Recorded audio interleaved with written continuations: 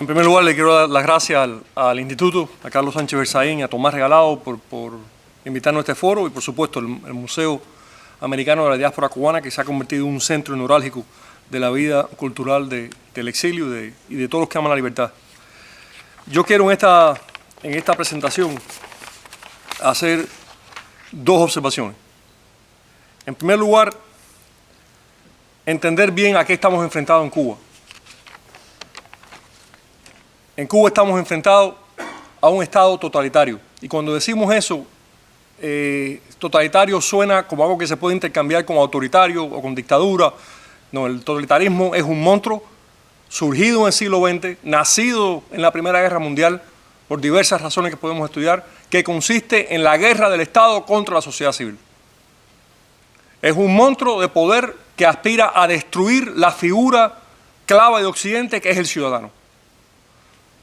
Los únicos regímenes en la historia de Occidente que se han planteado la destrucción del ciudadano han sido precisamente los regímenes totalitarios. Y en la historia del siglo XX ha habido solamente 4 regímenes totalitarios y uno de ellos está en Cuba. Y persiste en Cuba. La generación que lo fundó sigue en el poder. Todo esto no lo digo por decir que son invencibles, no lo son. Pueden ser derrotados, pero hay que entender las características del monstruo y a qué está enfrentado. No mataron a miles de personas el 11 de julio porque no pudieron, pero ganas no les sobran. Perdón, no le falta. Cuando Díaz-Canel dio la orden, él sabía lo que estaba ordenando. No les convino hacer lo que tenían que hacer.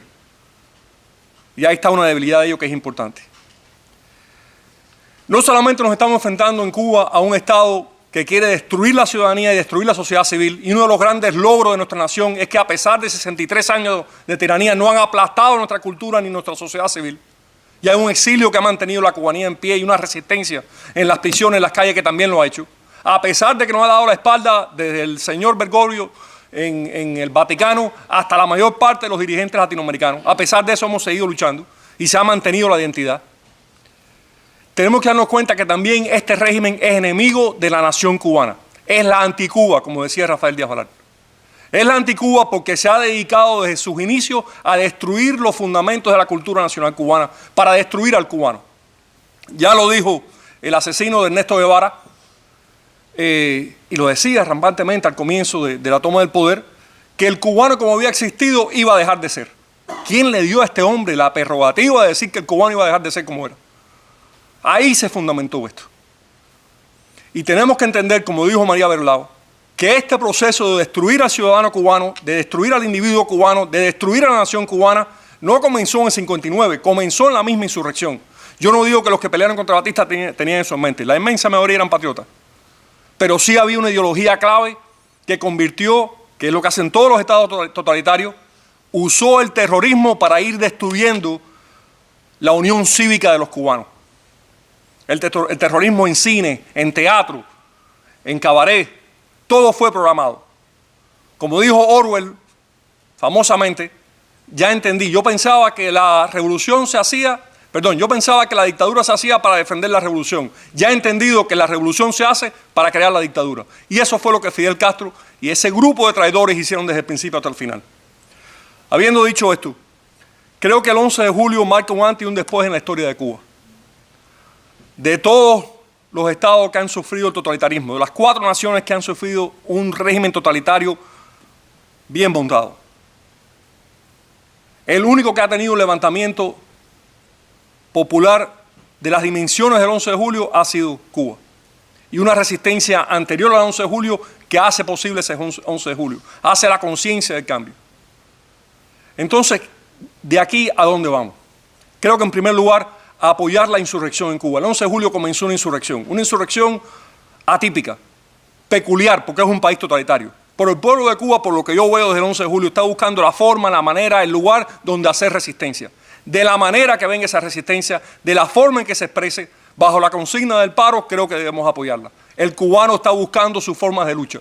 Y cuando no las encuentra Cuba, viene al exilio y sigue luchando desde el exilio. Entonces, lo primero es apoyar esa insurrección, apoyar ese levantamiento ciudadano.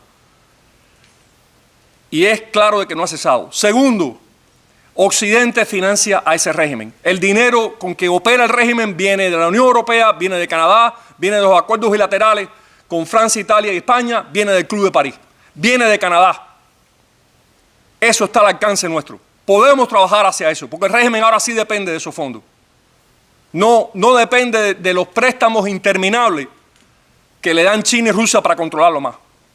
Y por último, para cerrar esta presentación, tiene que haber un camino claro de transición. ¿Hacia dónde vamos? ¿Cómo salimos de esta tiranía?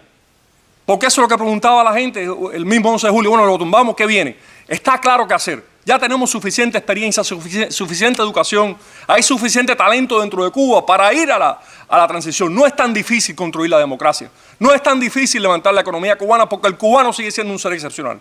Y creo que el exilio cubano tiene que unirse con la resistencia en Cuba y lo estamos haciendo con diversas comisiones, pero hay que acelerar el paso y mostrar ese camino de transición. Por supuesto, hay mucho más que hacer, pero creo que en esos 3 lineamientos podemos comenzar a trillar el camino para la libertad de Cuba. Muchas gracias.